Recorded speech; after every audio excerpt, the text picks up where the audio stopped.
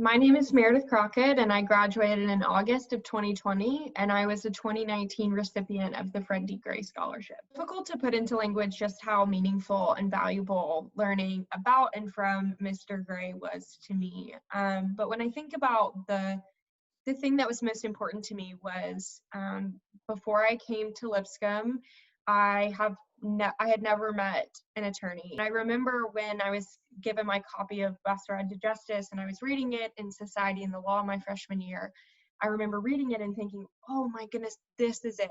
This is what I want to do with my life.